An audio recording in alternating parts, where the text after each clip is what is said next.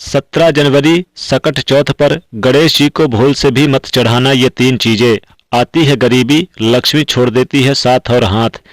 सकट चौथ या तिल चौथ जिसे कहते हैं, इस बार माघ महीने के कृष्ण पक्ष की जो पड़ने वाली संकष्टी चतुर्थी पर बन रहे हैं कई शुभ और दुर्लभ संयोग। सकट चौथ पर सर्वार्थ सिद्ध योग, प्रीति योग और आयुष्मान योग बन रहे हैं। सकट चौथ पर भगवान गणेश जी को तिल के लड्डू का भोग लगाया जाता है। सकट चौथ पर भगवान गणेश जी को यानी कि उनकी सबसे प्रिय वस्तुएं भी चढ़ाई जाती है। इसे तिल संकट चौथ भी कहा जाता है। तो सकट चौथ 2025 पर चंद्रोदय का समय रहेगा। देखिए सकट चौथ पर चंद्रमा का जो उदय होता है बहुत ही महत्वपूर्ण होता है, क्योंकि चंद्रमा को हम अर्घ देकर ही इस व्रत को पूरा करते हैं और चंद्र देव की पूजा का विशेष विधान भी है इस दिन। तो चंद्रमा उदय रात्रि 8:50 पर होगा। इसके बाद ही आप व्रत का पारण कर पाएंगे। इस व्रत के पीछे एक कहानी है कि माँ पार्वती एक बार स्नान करने गई थी, तो स्नान घर के बाहर उन्होंने अपने पुत्र गणेश जी को खड़ा कर दिया और उन्हें रखवाली का आदेश देते हुए कहा कि जब तक मैं स्नान करके खुद बाहर ना आऊं, किसी को भी भीतर आने की इजाजत मत देना। तो गणेश जी अपनी मां की बात मानते हुए बाहर पहरा देने लगे। उसी समय भगवान शिव माता पार्वती से मिलने आए, लेकिन भगवान गणेश जी ने उन्हें दरवाजा पर ही कुछ देर तक के लिए रोकने को कहा।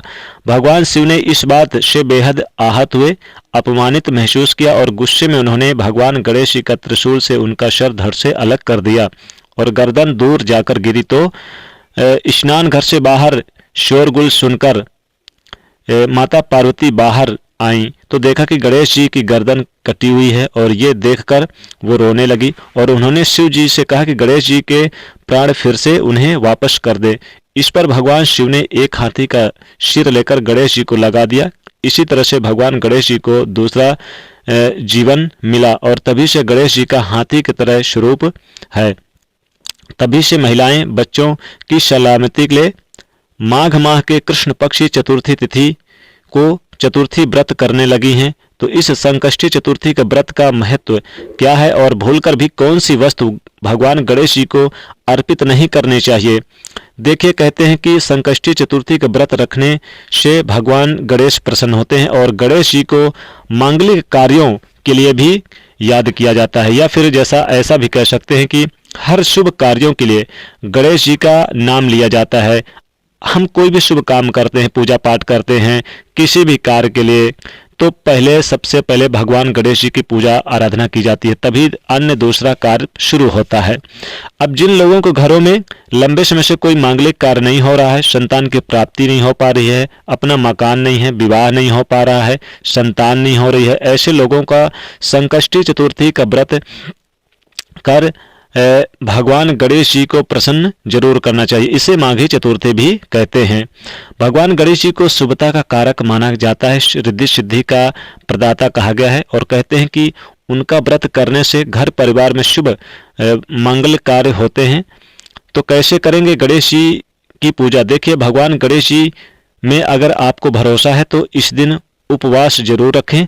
अगर उपवास नहीं भी रख सकते हैं तो कम से कम आप सात्विक भोजन करें और उनको प्रसन्न करने के लिए मन चाहे फलों की कामना के लिए आप सूर्य उदय से पहले उठिए।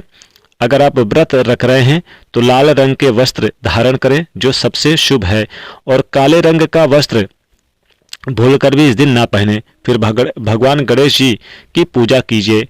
आपका मुख पूर्व या उत्तर दिशा में होना चाहिए और गणेश जी की मूर्ति को फूलों से सजाइए। पूजा में तिल और गुड़ का प्रयोग जरूर कीजिएगा। वैसे तो इस दिन गुड़ और काले तिल और घी से बने लड्डू का भोग जरूर लगाना चाहिए, क्योंकि तिलकुट चौथ के नाम से इस व्रत को जानते हैं। इसे तिलकुट चौथ भी कहते हैं। तो इस दिन काले तिल और गुड़ और घी के बने लड्डू का महत्व बहुत ज़्यादा है, इसी का भोग लगाना चाहिए। इस दिन शकरकंद भी जरूर चढ़ा दे और साथ ही साथ इस दिन गन्ना भी जरूर चढ़ा दे। गन्ने का भी विशेष महत्व है। गणेश जी को तिल गुड़ का भोग जरूर लगाएं, पुष्प चढ़ाएं, उन्हें कलश वगैरह स्थापित करें, दूर्वा जरूर चढ़ाएं।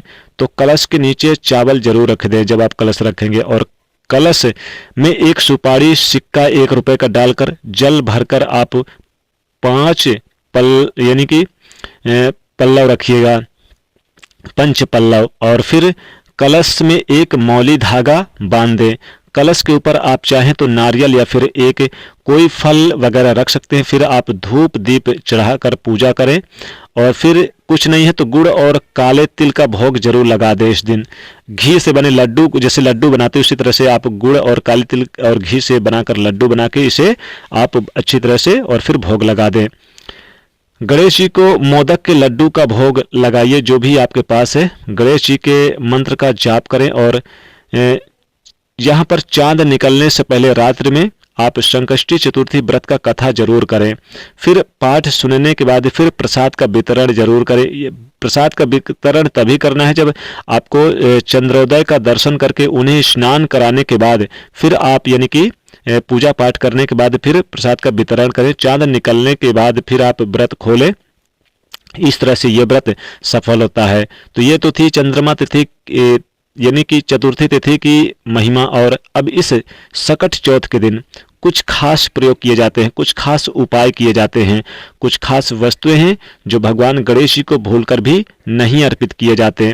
लेकिन संतान की अगर आप मंगल कामना चाहते हैं कि आपके संतान खूब तरक्की करें, तब इस दिन कुछ खास प्रयोग किए जाते हैं। भगवान गणेश जी के व्रत रखने से हर मनोकामना पूरी होती है, और गणेश जी की स्तुति करना, गणेश चालीसा का पाठ करना, संकष्टी चतुर्थी व्रत का श्रवण करना जीवन की मुश्किलों से बाहर निकालता है। तो गणेश जी विघ्नहर्ता हैं, उनके 12 नामों का भी आप जरूर स्मरण करें इस दिन। बच्चों की दीर्घायु के लिए, बच्चों के अच्छे यानी कि परवरिश के लिए, या फिर बच्चों के उज्जवल भविष्य के लिए। और गणेश जी को क्या अर्पित करें, लेकिन उससे पहले गणेश जी को कुछ ऐसी चीजें हैं जो भूलकर भी नहीं चढ़ाना चाहिए, और वो पहला चीज है तुलसी का पत्ता।